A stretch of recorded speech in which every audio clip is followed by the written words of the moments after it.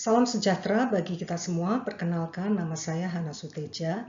Saya akan mempresentasikan makalah kami yang berjudul Analisis Kesalahan Penggunaan Kata Tidak Baku dalam Esei Argumentatif Mahasiswa. Mulyono dan kawan-kawan mengemukakan bahwa bahasa baku memiliki peranan yang penting di dalam kehidupan satu bangsa dan masyarakat. Bahasa baku memiliki 4 fungsi sebagai pemersatu, pemberi kekhasan, pembawa kewibawaan, dan pemberi acuan. Banyak kerancuan terjadi dalam penggunaan bahasa baku dan tidak baku yang kerap tidak disadari. Nah, untuk itu kami meneliti secara khusus penulisan makalah oleh mahasiswa dengan menggunakan daftar kata tidak baku yang dibandingkan dengan KBBI.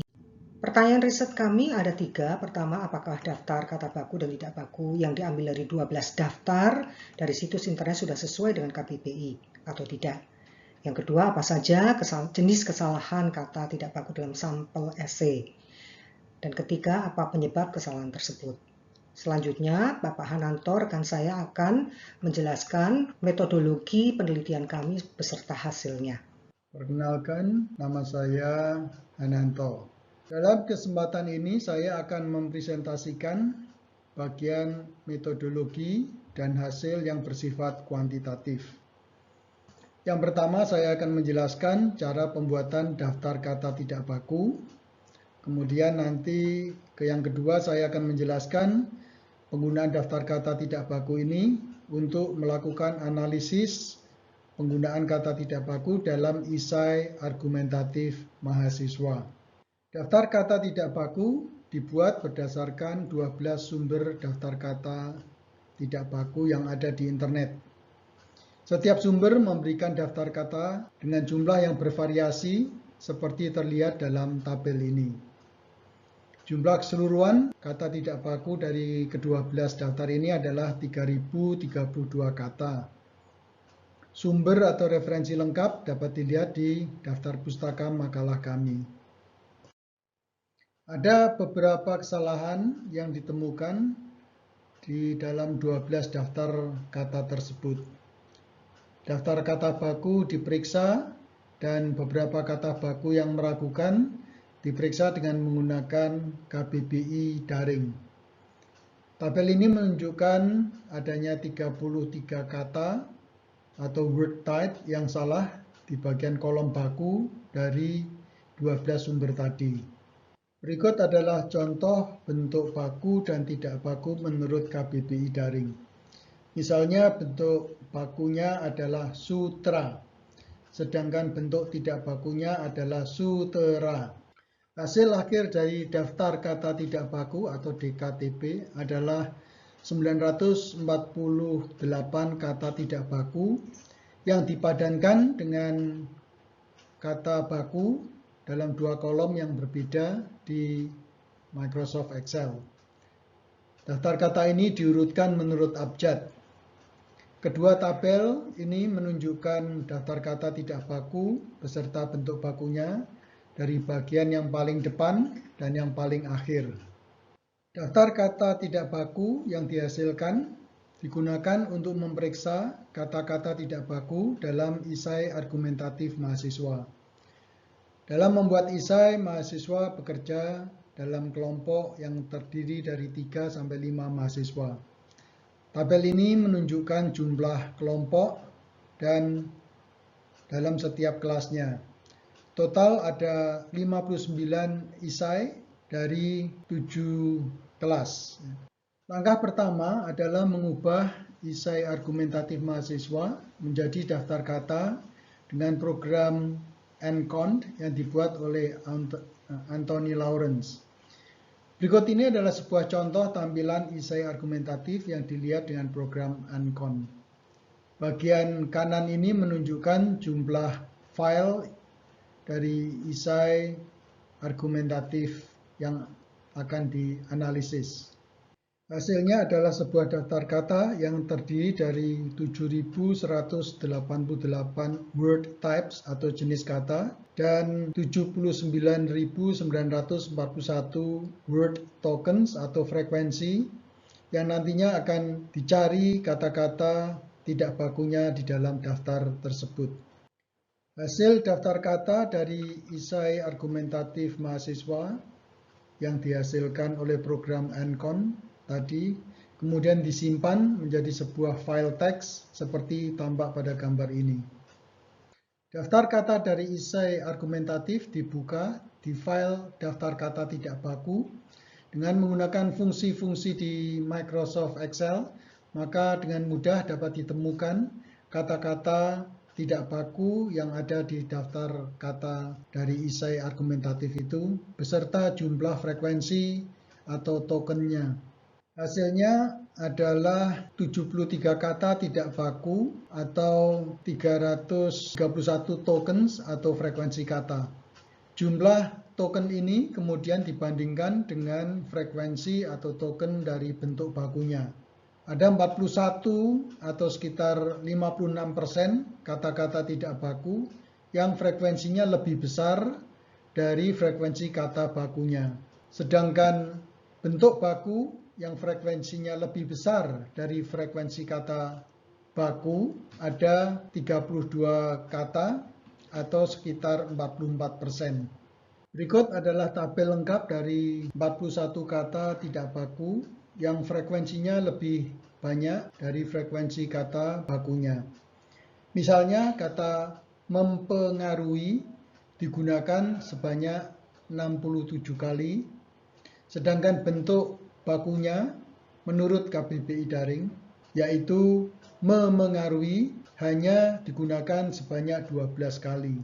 Ini adalah daftar dari 32 kata tidak baku yang frekuensinya lebih kecil bila dibandingkan frekuensi bentuk bakunya.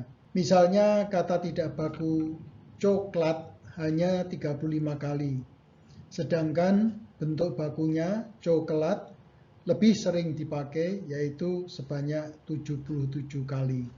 Selanjutnya bagian pembahasan. Di sini terlihat tabel 2 daftar kata baku dalam tanda kutip yang salah menurut KBBI. Daftar kata baku dari sumber-sumber yang digunakan dalam penelitian ini ternyata masih perlu dicermati lagi dengan menggunakan acuan dari KBBI. Penulisan kata baku yang ada di dalam daftar ini ternyata memiliki lebih dari satu versi. Contohnya Al-Quran, kemudian cenderamata, dan kemudian kata sekuler ada 2 versi. Jadi untuk kata non baku pun itu juga memiliki lebih dari satu versi. Tabel 3, ini adalah daftar dari kata baku, kata tidak baku yang lebih sering digunakan oleh responden di dalam tulisan mereka daripada kata bakunya. Nah, menurut Sitorus, kesalahan berbahasa Indonesia berdasarkan levelnya itu bisa dibagi menjadi beberapa, yaitu level fonologi, morfologi, sintaksis, semantik, wacana, dan pragmatik.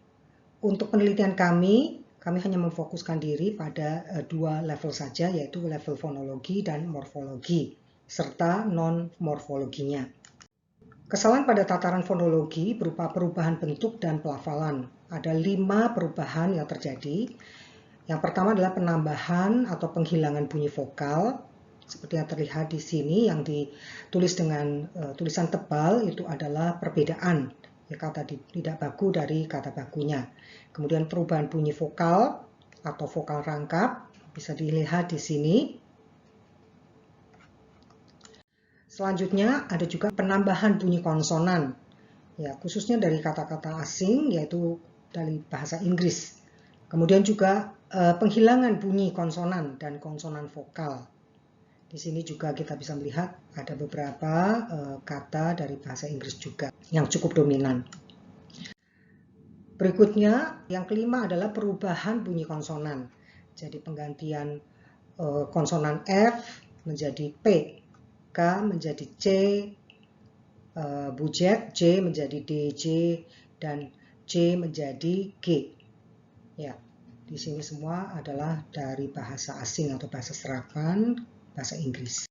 Sitorus mengatakan bahwa bahasa Indonesia bersifat aglutinatif sehingga memungkinkan penyerapan bahasa asing ke dalam bahasa Indonesia. Alhasil, pelafalan kata serapan dari bahasa asing juga terpengaruh sehingga interferensi menjadi tidak terhindarkan. Nah, subjek penelitian kami ini adalah mahasiswa yang tidak asing dengan penggunaan bahasa Inggris dalam kehidupan sehari-hari mereka. Nah, sebagian dari mereka itu khususnya dan sebagian besar berdomisili di Jabodetabek, mereka itu banyak yang bersekolah di sekolah internasional ataupun sekolah nasional plus yang menggunakan bahasa Inggris sebagai bahasa pengantar. Dengan demikian, kesalahan berbahasa yang diakibatkan oleh pengaruh bahasa asing yang terdengar lebih familiar tentu saja tidak dapat dihindari. Kesalahan pada tataran morfologi bisa dianalisis sebagai berikut. Pertama adalah kesalahan penggabungan imbuhan dengan kata dasarnya, seperti yang kita lihat pada kata nomor 1, 2, dan 3. Nah, imbuhan men plus kata dasar dengan konsonan KTSP itu menurut aturan akan luluh. Namun kita lihat di sini kata memengaruhi tetap ditulis sebagai mempengaruhi dan mengkonsumsi. Jadi P dan K tidak luluh. Bagaimana dengan kata nomor 3, mencontek? Kelihatannya benar mengikuti kaidah penggabungan konsonan dan penggabungan dengan kata dasarnya. Namun yang di sini yang menjadi masalah adalah kata contek sendiri itu bukanlah kata baku.